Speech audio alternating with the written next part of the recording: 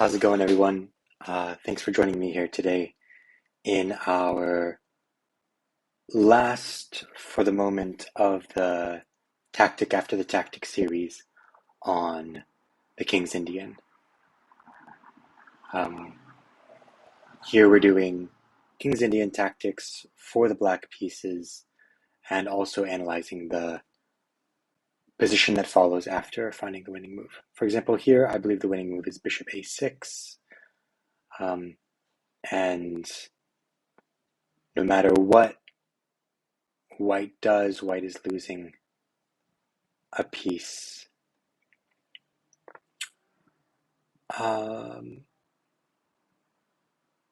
But so yeah, bishop a6, let's say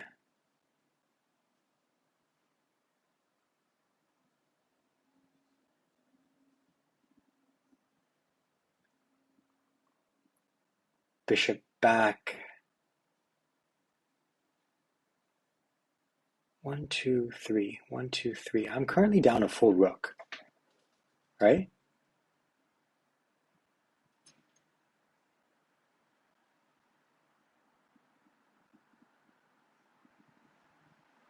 Yeah, I'm currently down a full rook.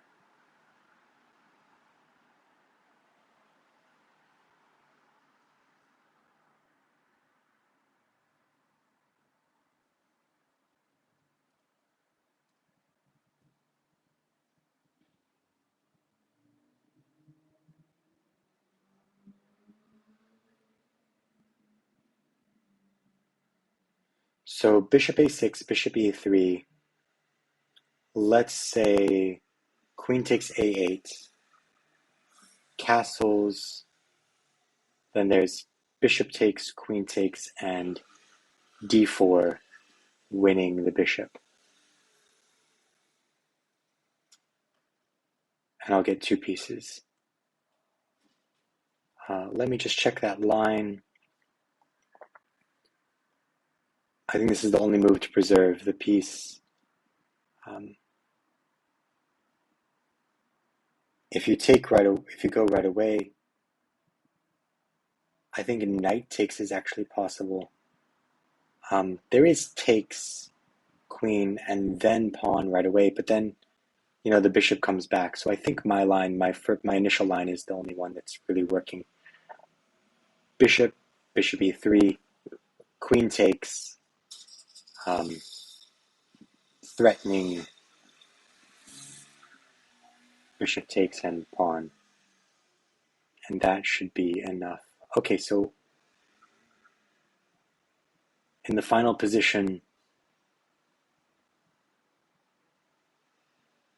I think my plan is put a knight on e4.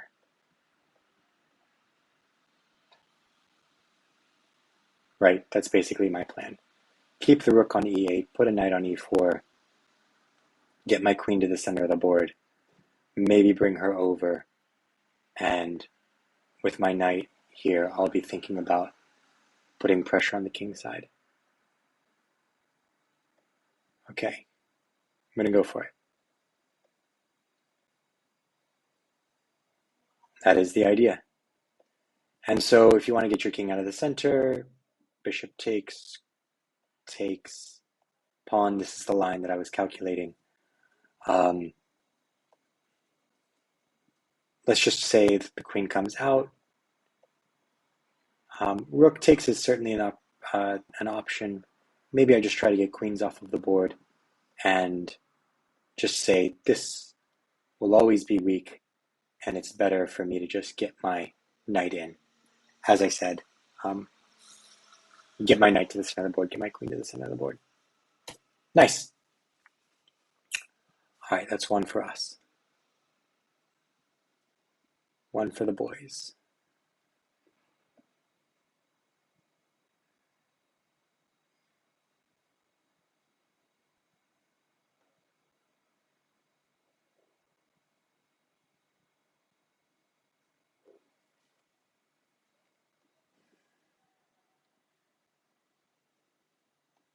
Mm-hmm. Mm-hmm. Mm-hmm. So knight in. hitting the queen if the queen moves away. She obviously can't go to c2, but I'm too lazy to draw a different arrow.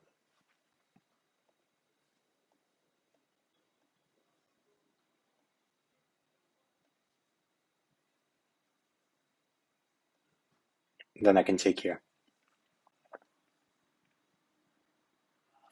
I think the most testing most testing move in that line is queen here, queen here, queen takes, and then the queen and bishop defend twice. So now rook here, pinning my queen, but then I have pawn here, keeping me safe. The knight comes in, hitting my queen, and where am I going to go? I'd probably go back to d8.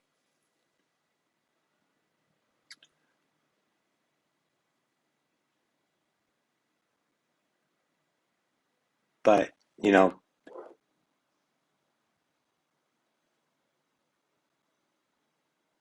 it's not as if there is no compensation there. A knight on d5 is worth quite a lot in that position.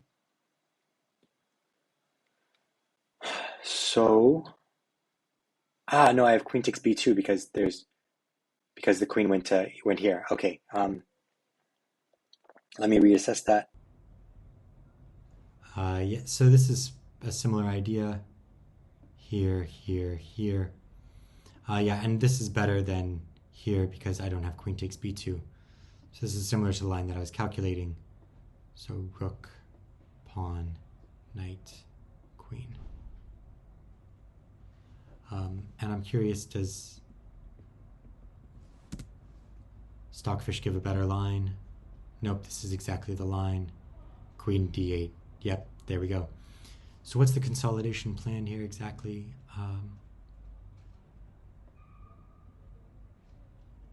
I think it's something like bishop e6, and I'm thinking, yep. Damn, I'm fucking good, man. I am. Look at me. I'm faster than Stockfish. But yeah, bishop e6, and this is more lethal, quote unquote, in terms of conversion because the knight plugs the access, so white can't exactly land a piece here. I actually think one of the best moves in this position for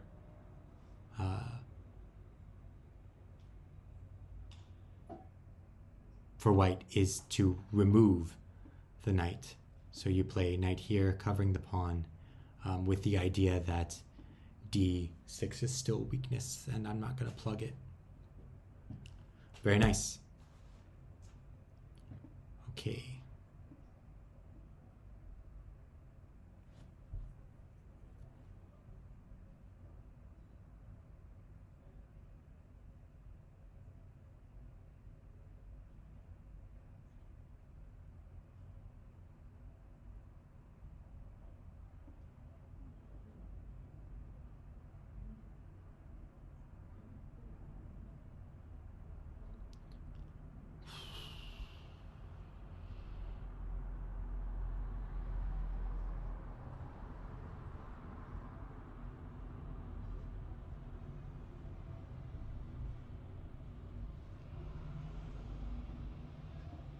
I'm just worried about this light squared bishop issue, dark squared bishop issue, right?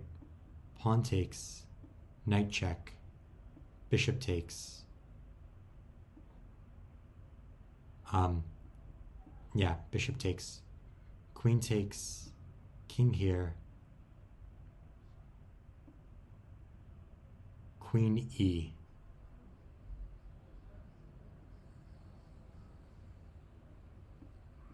King here.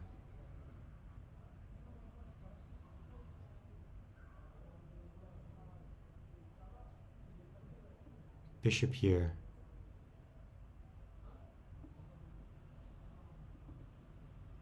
And I think, so even though I don't have a dark squared bishop, I think my pieces are active enough to counter any threat from white in that position. So I will give up my dark squared bishop for the exchange. But I also acknowledge that it is somewhat dangerous. It's funny. So it wants this even though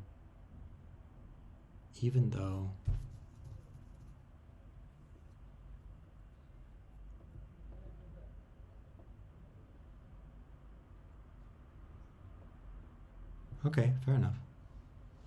But yeah, this is very similar to my idea. All right, let's go for one more.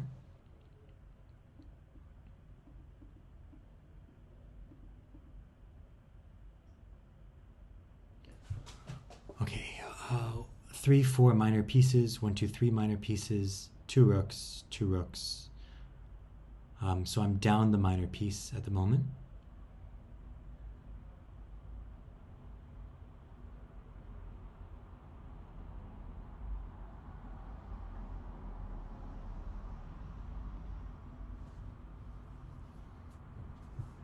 And I need to decide how to take. How about rook takes? This way I'm threatening both.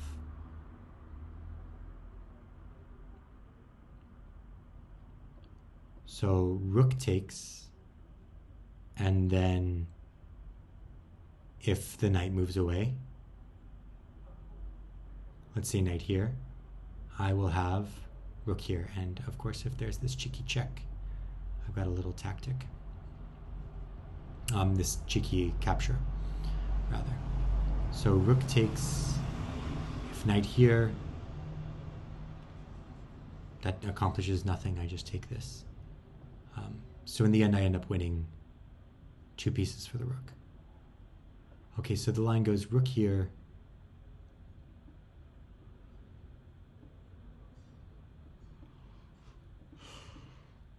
I think the knight might have to come here. Seems to be the only square.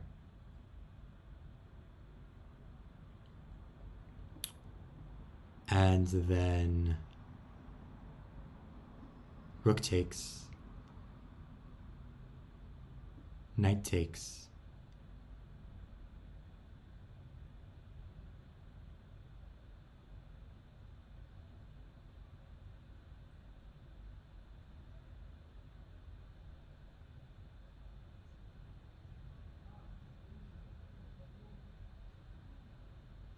but no, my rook is covering that square, so you can't do that.